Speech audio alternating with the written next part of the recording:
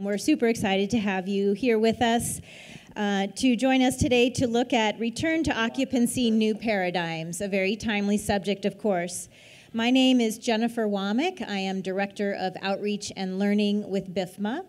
And today's feature presentation is co-hosted by two organizations who have deep and distinct interest in this topic. So to say a little bit more about that, I'd like to introduce our hosts. Deirdre Jimenez, President and CEO of the Business and Institutional Furniture Manufacturers Association, and Kim Coffey, Executive Director, Business Development for the International Facility Management Association. Please join me.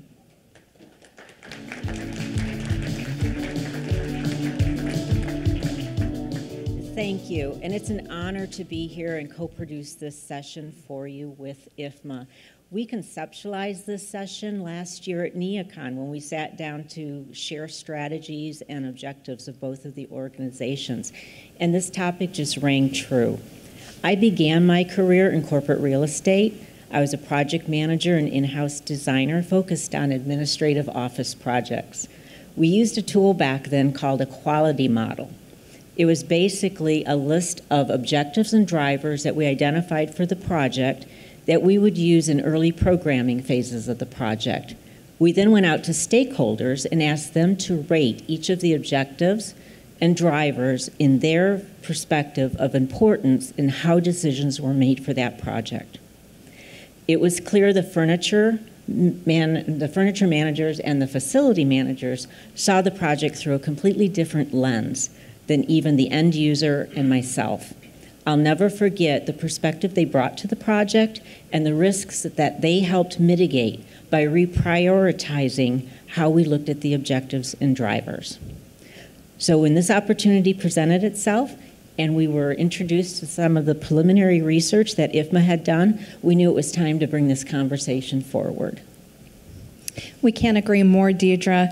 We first saw a shift 2 decades ago as corporate real estate teams no longer made all of the decisions regarding how a space is designed and the increased expectations to bring more stakeholders to the table.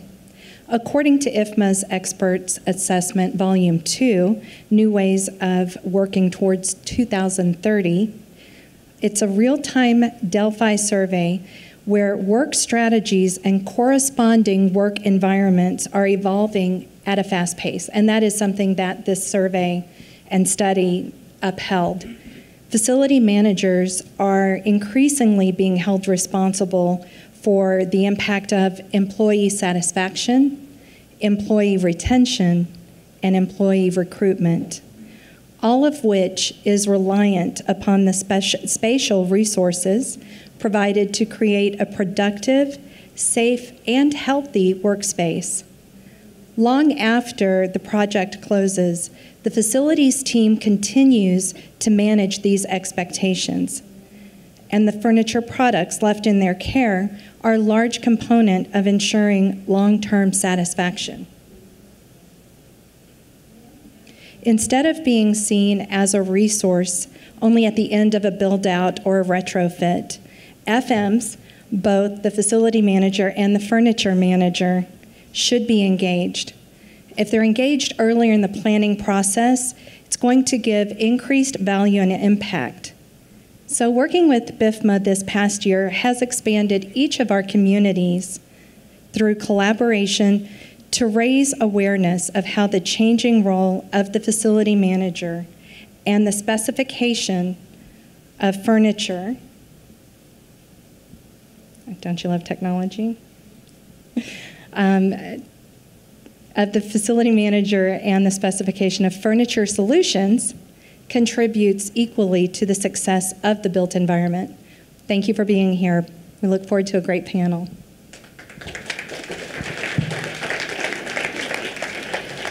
Thank you, Kim. Thank you, Deirdre. Now I have the pleasure of introducing our moderator, Kate Davis.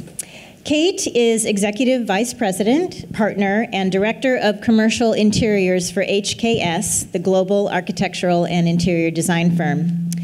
Kate is an NC IDQ certified designer and a LEED accredited professional. As moderator, she's going to be tapping into her broad experience of working with stakeholders from across the built environment to explore new and emerging paradigms with our expert panelists. So thank you so much, and thank you to all of you for being here today. We look forward to a great conversation. Thank you. Really great to be with you guys today. We've got excellent people to talk with, excellent leaders. So first off, Daniel O'Banion. We also have Rich Oliver, Cynthia Malata, and Matthew Negron. I think our slides are a little behind here. It's all right, it's Monday, right?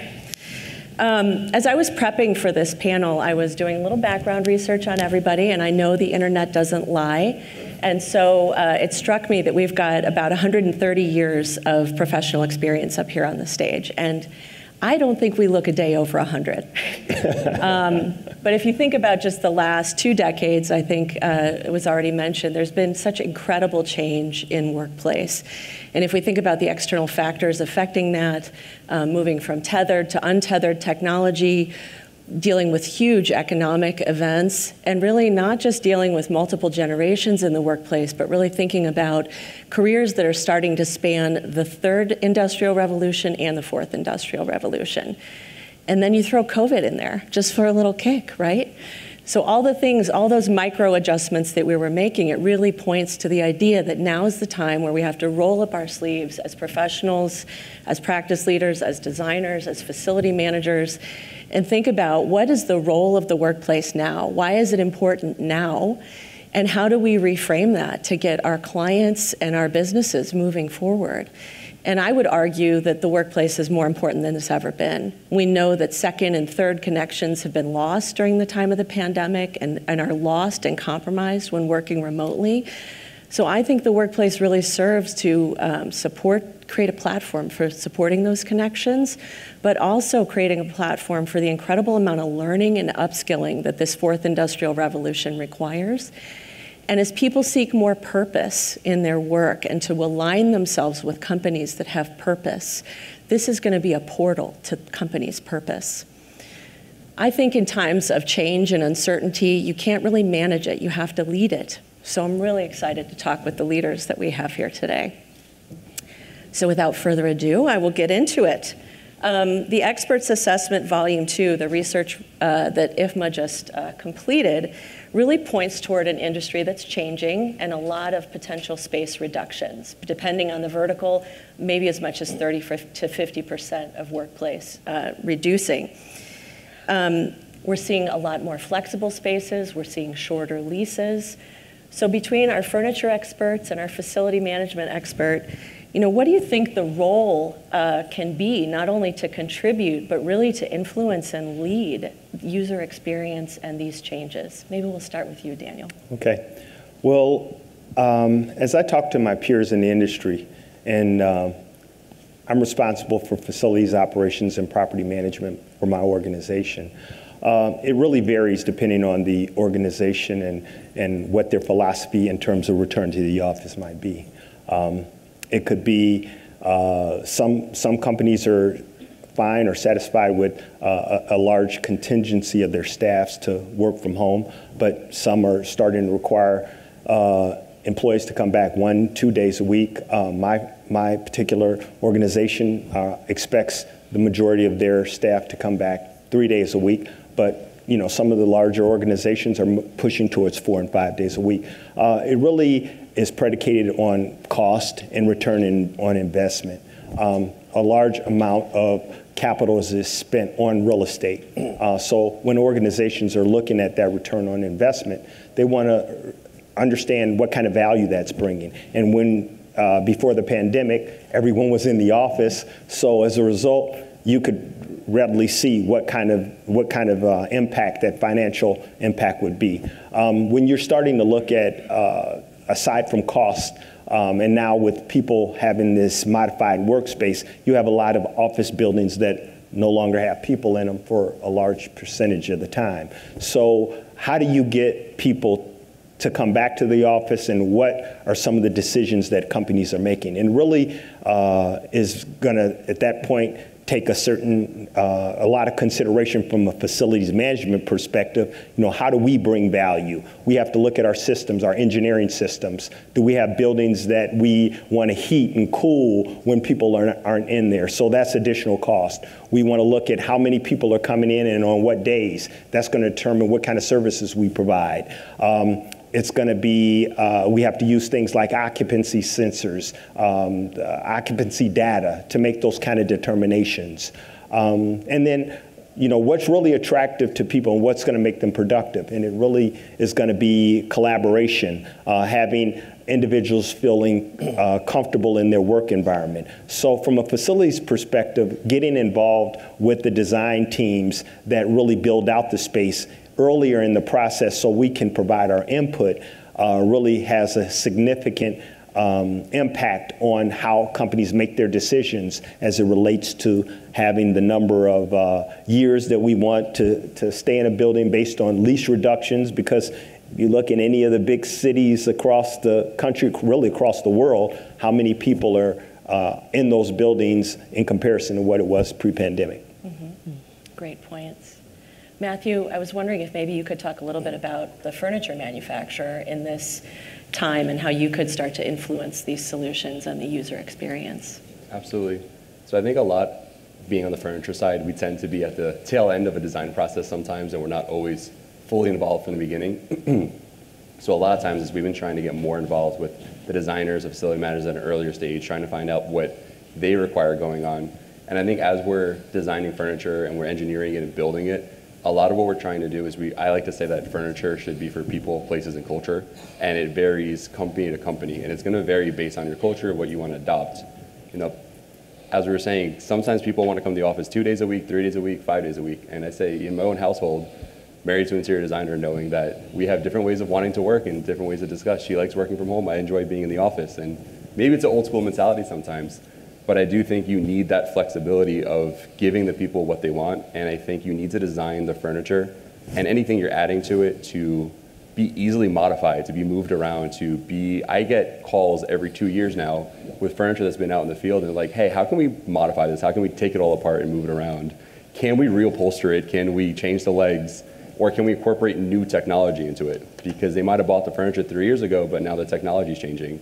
And I think to Daniel's point about sensors and, in our own products, people want occupancy sensors and they want to be able to register room in rooms and pods and other things like on the go.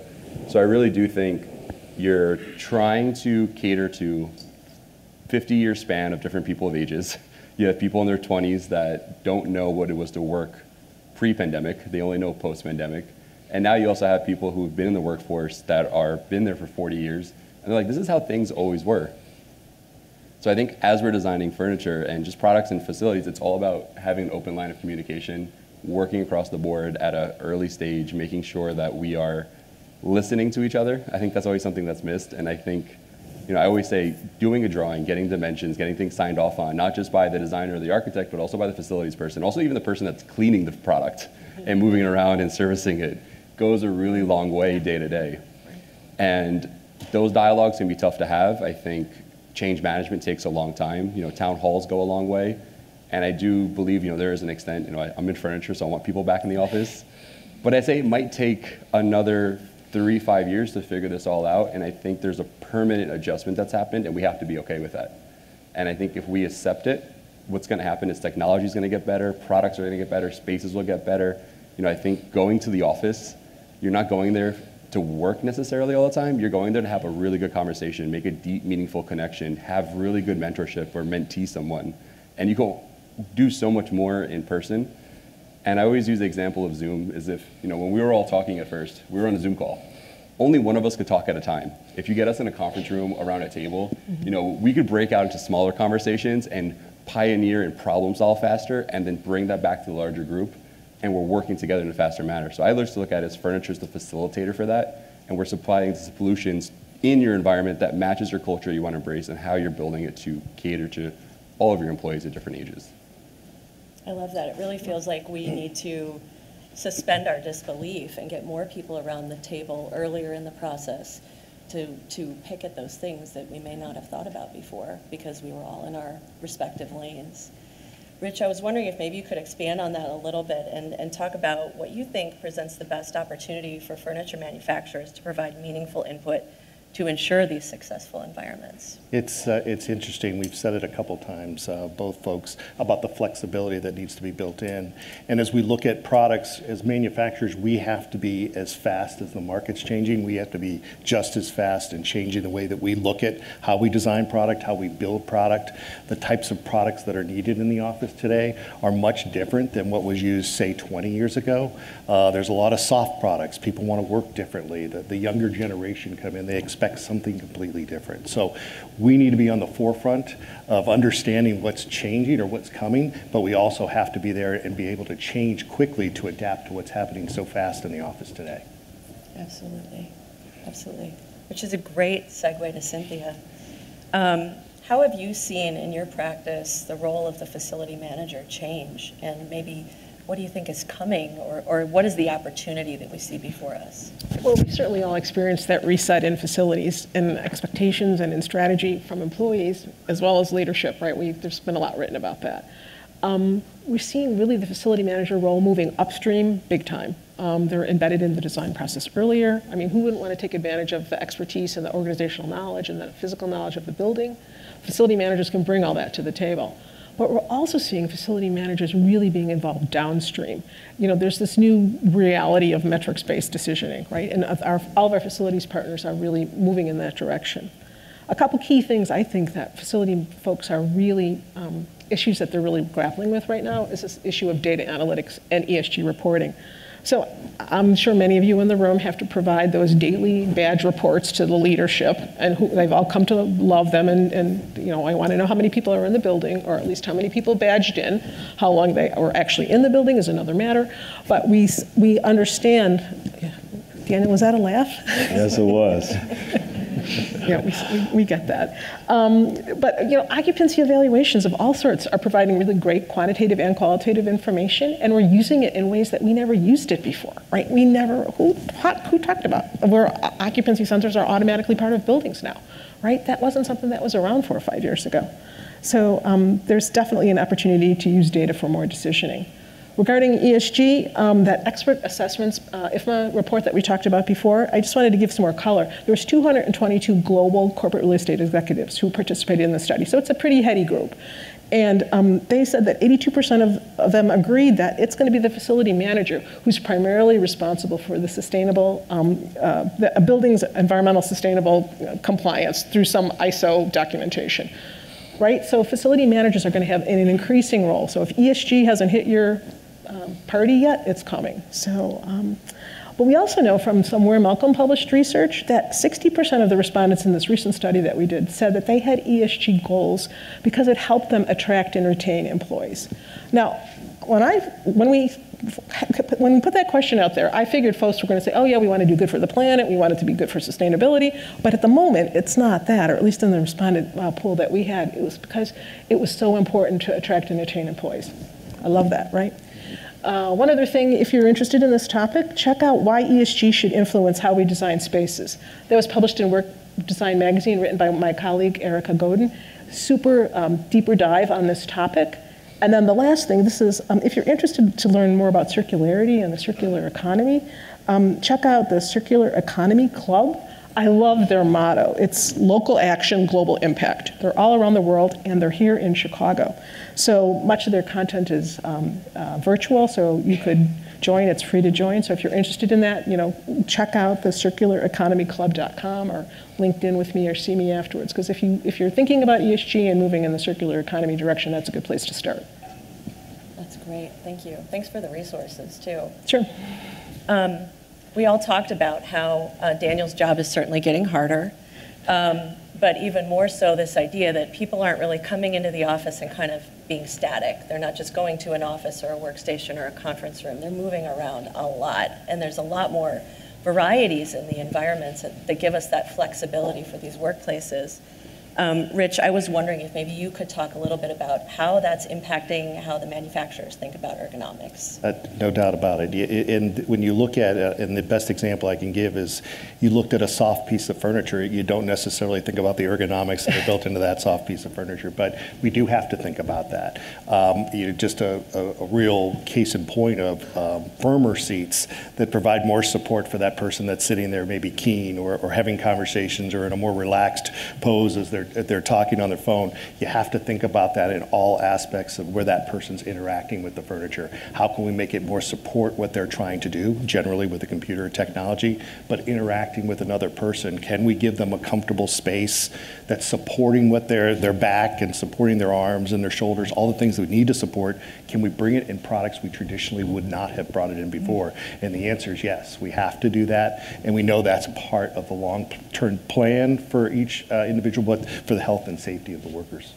Yeah, and that's a great segue. Maybe Daniel, if you could talk a little bit about how it's affecting the way you're thinking about ergonomics. So ergonomics and just the wellness, I'm with Healthcare Service Corporation, and we own Blue Cross Blue Shield. So our company philosophy is really looking at how the health of our members can be improved and the impact of being safe. One of the things that, as a facilities professional, that we take into consideration is what kind of design process we have for the individuals in our organizations. In all of our new build-outs, we put sit-to-stand desks in to ensure that individuals have those options. We don't want people sitting all day long. So we're giving them those opportunities to be able to have some flexibility. We're instituting the treadmill workstations. So individuals, if they want to get exercise while they're doing their work, they can use those. We look at providing mother's rooms, meditation rooms, huddle rooms. Cynthia brought up a very good point in regards to ESG. A few years ago, I worked with our senior leaders to establish sustainability within our organization, and now I'm responsible for overseeing the corporate-wide sustainability initiatives and establishing a roadmap. And the connection between safety and ergonomics and sustainability, they're all linked. And those are the things that we now have to take into consideration as facilities professionals. That just wasn't taken into consideration previously. And when you look at all of those things, it really helps not only the safety and well-being of the employee, but also the collaboration that occurs when individuals are interacting. Absolutely. And the flex, oh, I'm sorry, go ahead. No, I was going to say one thing on the point with furniture. A lot of furniture, the way it's being designed now is so that you can actually take it apart and reuse it and modify it in the space. Because a lot of times is furniture used to sit the same for 10 years. But to your point of giving the employees what they want, they might change in 6 months or 12 months of what they need. And then if they're able to reconfigure it, add arms, take away arms, add a working tablet. Because I think the term that I've been hearing a lot more of is it's functional lounge, because the ergonomics are being built into it. It's typically lounge you're sitting, a little lower, you're not as comfortable, you might sink into it. And I think the oddest argument we sometimes run into is just 2 inches of like the work surface being lower or higher, and everyone has a different opinion on it. But again, having that ability to modify it in the field goes a long way. Absolutely, absolutely. A friend of mine was just bought a new car, and she had to go into the dealership after she bought it for an hour-long tutorial about how to use the new car.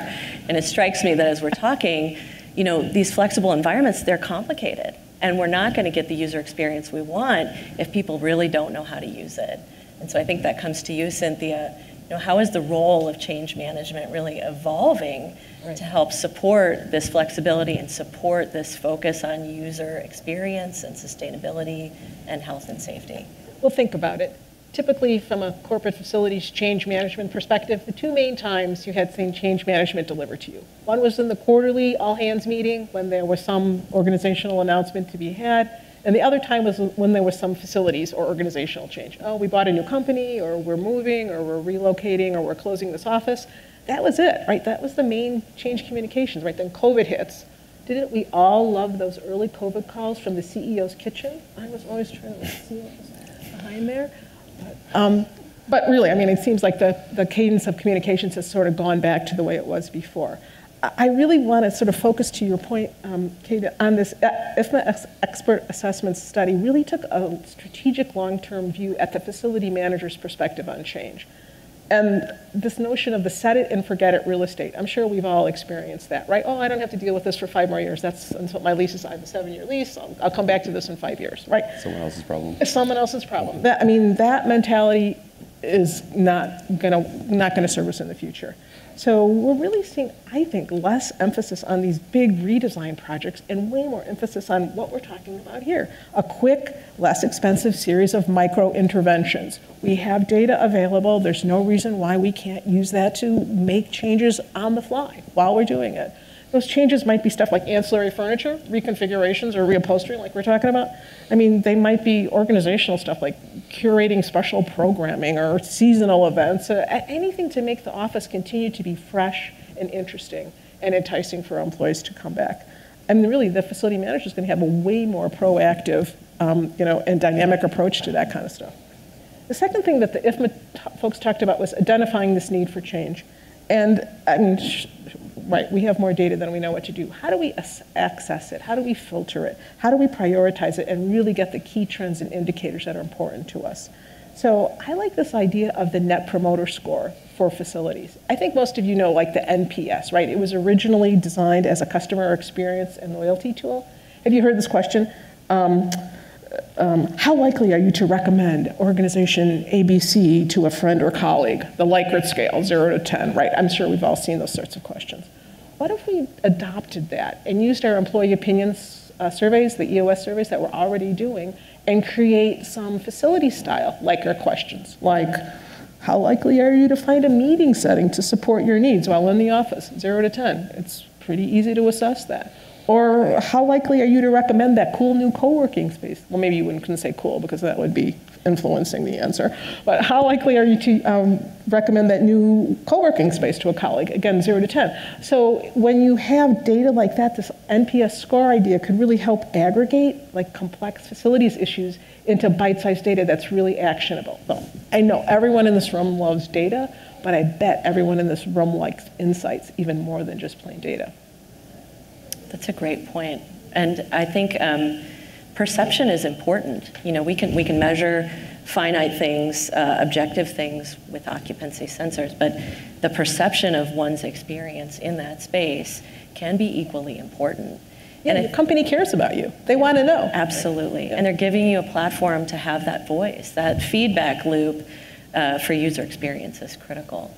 I think you made another really great point that I hadn't really thought about, but as we think about shorter lease terms and how we think about budgeting for these things, you know, not just budgeting for a CapEx, a major intervention or a move, or budgeting for, you know, day-to-day upkeep or running of the facility, but somewhere in between for these micro adjustments, and thinking about the budgeting even differently is important. That's great. So technology and data, and the big idea about, you know, hybrid's not going away, remote work's not going away. How do we think about, how can facility managers, specifically Daniel, think about meeting these challenges and really designing for this experience internally and externally around hybrid and remote meetings and remote work? One of the biggest considerations and really challenges that we have related to technology as it relates to individuals and employees meeting is really the technology itself, what we did prior to pandemic and what we're doing now. Everybody was working from home, but now you have a situation where you have so many different platforms. You have WebEx, you have Zoom, you have Microsoft Teams. It's just so many different platforms, and each organization might not be equipped to handle each of those different platforms. So an organization has to make the determination how they're going to use those platforms, how is it going to impact the meetings,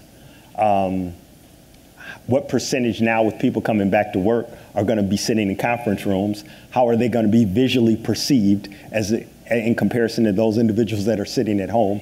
All of those things are going to impact productivity. Another thing that is a significant consideration is the rooms themselves when people are back in the office.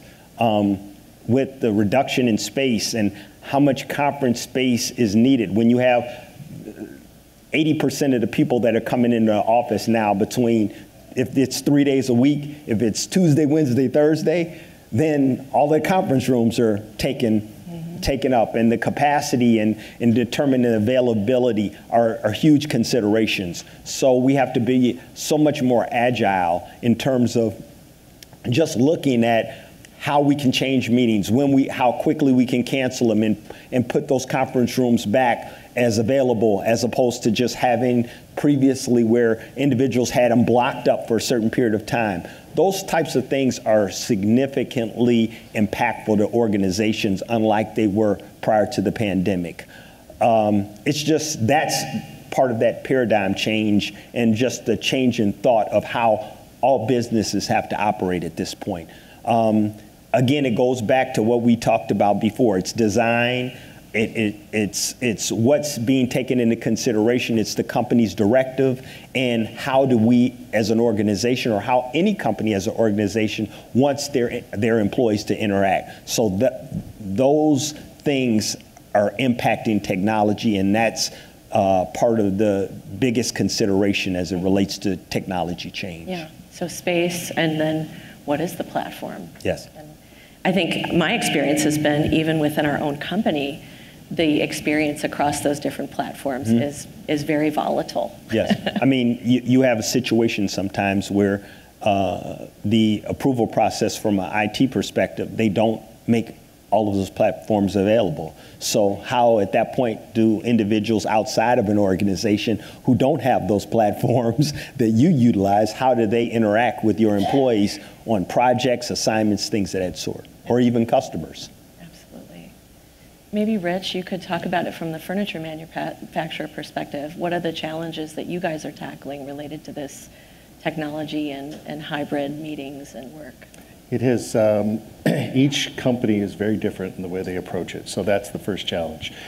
Secondly, though, when we look at the need to support and integrate technology into furniture, it's a necessity, because if we can't support the technology or integrate the technology, then it doesn't get used properly, and the major tool that a corporation's using to drive their business doesn't get utilized. So it's like the features of the car. You get all the features, but you don't use half of them. Why are you doing it? And it's not making it the best experience. So we want to make the way the furniture interacts with that technology easy, very intuitive, and something that they want to use. That way they do use those tools that are really available to them. We don't want to make them adjust to the furniture. We want the furniture to adjust to them and to the new technologies that are coming. But the challenge is there. The technology changes quickly.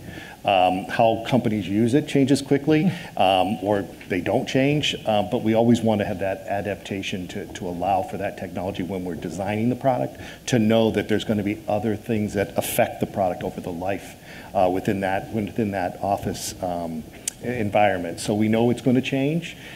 We just need to be able to support it and make it easy to utilize in the furniture. So it has become a big challenge. Yeah. Matthew, do you have any other ideas or perspectives on the challenges around the technology and furniture? What are you guys seeing? I think a lot around furniture is, an area that we play in is pods and room, and they're getting larger and larger as time goes on. So I think being able to set them up and properly have technology running in panels, meeting different codes, I think, BIFMA has done a really good job of addressing pods as a whole and making sure that there's a code and kind of a checklist to follow. But it does extend a lot further than that. We're installing pods, and other manufacturers are all getting this. You walk on the 7th floor, you'll see pods kind of everywhere right now. But as you do a deeper dive into it, you're starting to look at technology, and you're kind of looking at codes. Because if you're doing a project in Chicago versus Boston versus New York City, it's very different codes, sprinklers, and your technology you're trying to put together. You're also trying to deal with technology that might be a alarm system to go off. It might be a strobe light that needs to go off. So I'm looking at it from both a safety perspective and we're looking at it from a technology perspective of how do we make it easy to plug in your laptop, but how do we also make it easy for you to have a Zoom meeting or Teams meeting and have all that connectivity built in. And there is a lot of unknown still in there. I think a lot of us are still figuring it out. And I think one of the favorite stats I heard in 2021 was in 2021, the technology we had available was that of 2027 because of how fast we had to accelerate in the virtual environment. So we really put our foot on the gas, but what happened is we got this huge influx of technology, media, information, and now the furniture is trying to adapt to it. And there's this really weird 3-year gap that everyone wasn't really in the office. They weren't using the furniture, and I think expectations change when you're working at your kitchen table from when you're back in the office. And you're trying to pivot day to day as you're working. So, I know Rich being on the other side of furniture as well, it's, every manufacturer is doing it different, every end user is doing it different. But I really think as you look at technology, sometimes playing it safe and kind of, I don't want to say dumb it down, but making it a little bit simpler to use is the way to go so that everyone can easily adopt it. Because you can always go back and modify 6 months from now, 2 years from now.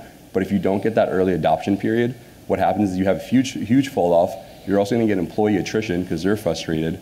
So I think our goal is still make it easy to use, make it super simple, provide the information, and as a manufacturer, when an installation's happening, communicate with them. And at post-installation, are your employees using the product properly? Are they having any issues? Do you need us to come on site? Also with our dealer partners, same thing, is they're very instrumental in making sure this education is across the board for everyone. So it's, again, goes back to communication, but it's really trying to keep it simple. Mm-hmm. Absolutely. This has been great. I've got kind of one last question maybe before we move to the audience. It looks like there's kind of 3 trends, and I don't love the word trends, but I definitely think it's appropriate here, that are emerging with some staying power. We're all seeing them: hybrid work, virtual meetings, and then the use of exterior space as an extension. Even in Chicago, even with this beautiful weather that we had yesterday, roof decks are still a thing. So, how is that, how are we seeing that extension and those big trends? How is that changing your role? And maybe we could start with you, Cynthia. So I'm talking about it from the facility manager perspective. So certainly, strategically and tactically, facilities teams are already dealing with this, right? They've been dealing with this since 2021 when folks started coming back to the office. Hybrid work, they're working, collaborating, HR and IT like we've talked about here, everything from desk and room reservations if you have them, to what remote work policies are if you have them, keeping an eye on occupancy and utilization like we talked about before, and then this theme of modifying space as an organization direction and employee sentiment change, right? The set it and forget it is not going to happen. Regarding virtual meetings, certainly we need the right furniture and the right tech, but also it's the right size and mix of rooms. I mean, assessing and getting that right, the size of rooms, and for virtual and in-person attendees, right? You can't look at, the Outlook report and say, oh yeah, 12 people were invited to this meeting, and so I need a 12-person conference room, right? We all know that that's not the way it's going. Certainly there's been really evolving expectations surrounding acoustics, right? It's quiet at your house. It's not so quiet at the office. So it really translates into the needs for the room-in-the-room kind of pods, or all sorts of different sorts of spaces that we really routinely didn't have, 4 or 5 years ago. And then all manners of protocol for meeting hygiene and etiquette, all that needs to be established. And if you haven't started establishing it, believe me, all of our facilities partners are thinking about that stuff big time. Regarding exterior spaces, obviously they need to be sheltered from the sun and furnished and powered and all that, but other questions that we're talking about with our facilities teams are, is it for individual work? Are you going to equip it for a meeting? Are you going to put monitors out there? I mean, can you have a hybrid meeting outside? What does that look like? What kind of speakers and tech do you need to do it? Do you reserve those spaces? Oh, I want that good one under the tree over there, or do you have to take the one in the sun? Where do you, in Chicago, we got to deal with putting the furniture away in the bad weather. How do you deal with birds and critters and all that stuff? So our facilities teams are already sort of really diving into this. The leader says, oh yeah, we have a beautiful campus. Let's have exterior meetings. Well, that's all the stuff that those folks are dealing with. All these trends, I bet it was hard for the folks, when we were developing these questions, right? Because there's tons more trends, right? Yeah, I'm sure we could all come up with a bunch of them, but hoteling, the influence of hospitality, circularity, energy consciousness, all of those things, I think, are really just toolkits for facility managers to build community, right? And that's really what's most important. People want to come to the office. We know that. They want to come to the office to see one another. And I like to suggest that probably the most important thing, the value prop of the office could be, it offers the ability to strengthen and bring together the workforce.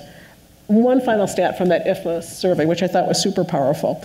I think it can provide sort of our marching orders for what to do when we walk out of here with these new office paradigms. The top 3 reasons that these 222 corporate real estate global executives said that people want to come to the office are and arguably they're all 3 within the facility manager's perspective. Participating in in-person meetings, check, no surprise there. Stepping into a highly experiential workplace, okay, check, no surprise there. And then working on innovative projects. So we have to have cool spaces to support those innovative projects. So I think if we start by getting the spaces for these 3 number 1 reasons to come to the office right, we'll be farther along in making people feel good about returning to the office. Absolutely. And before we hear from Matthew on how the role is changing, if you think Cynthia's kidding about critters, read the article about peregrine falcons dive bombing people on Wacker Drive last week. So she's not joking. But Matthew. I was going to say it's better than the orcas attacking boats right now. True. So I think a lot of it from the furniture aspect is furniture manufacturers are trying to think about how they can manufacture and modify their products to work in an outdoor setting. Do they have tooling in place that can be modified? Can they adjust their finishes? Can they partner with fabric manufacturers who supply outdoor fabric? There is an element too of it. I think, as a furniture manufacturer, you may not want to dabble in that area. You may want to walk away from it and let another furniture manufacturer rise to the occasion and be successful at it.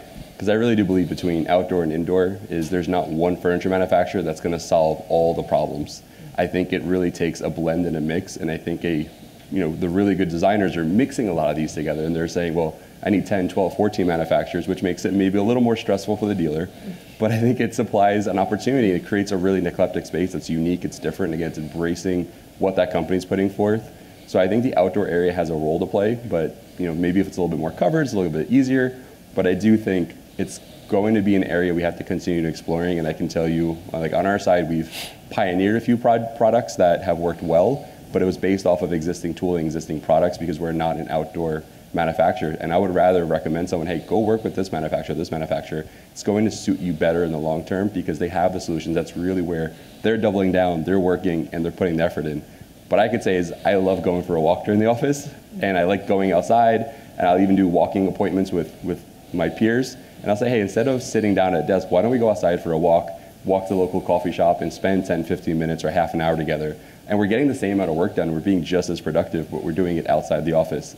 And again, I know that's not involving furniture necessarily, but hey, it's getting you outside the office and you're breathing in some fresh air. So I would say if I'm doing that and I'm moving around, perhaps it is better to sit outside, get some vitamin D, feel good, and get some more work done. Addressing all the issues with bird poop, critters, everything else that's happening. Don't know how we solve that in the long term, but I'll leave that to the facilities people. And they can have a good time.